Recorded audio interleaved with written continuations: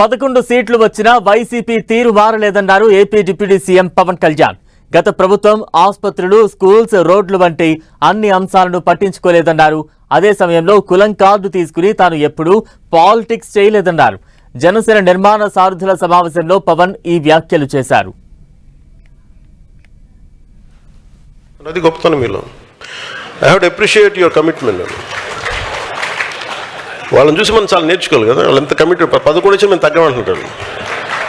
మీరు తగ్గకండి, మీరు ఒకటి వచ్చినా తగ్గకండి, అలాగే ఉన్నాను.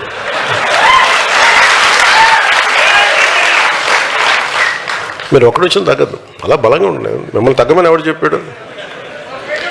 మీరు కరిగిపోండి, అయినా కానీ తగ్గకండి. కులాల ఐక్యత అనేది ఎందుకు పదే పదే మాట్లాడుతుంటారు? చాలామంది మాట్లాడుతూ ఉంటారు, చూస్తూ ఉంటాను. పవన్ కళ్యాణ్ నుంచి కులాల గురించి తెగ మాట్లాడతాడు అందరినీ. అంటే నేను చెప్పాను, నేను ఎప్పుడు కులం కార్డు తీసుకుని నేను ఎప్పుడు పాలిటిక్స్ చేయను కూడా భవిష్యత్తులో. నేను రాష్ట్రం బాగుండాలి లేదా దేశం బాగుండాలి, మానవత్వం చచ్చిపోకూడదు, ఈ మూడింటి మీదే ఉంటుంది. కులం ఎప్పుడు కూడా ఇంటి గడప లోపల ఆగిపోవాలి. నేను కోరుకునేది అదే.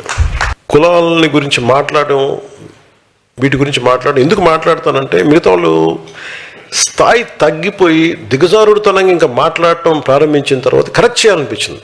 నేను చెప్పింది తూచా తప్పకుండా పాటిస్తే ఈ పార్టీకి నేను చెప్తాను కదా, తక్కువలో తక్కువ జనసేనది 1 కోటి మంది సభ్యత్వం ఉండేది ఈరోజు. కాదే అర్థం చేసుకోవడం టైం పడద్ది. అంటే ఎవరితో మాట్లాడాలి? ప్రతి చిన్నపాటి వీధురుగాలికి చెదిరిపోయే సమూహం మనకు అవసరం లేదు. అంటే గంగెగోవు పాలు గరిట ఉంటే చాలు మనకి. బిందెడు గాడిద పాలు ఉంటే ప్రయోజనం ఏంటి మనకి?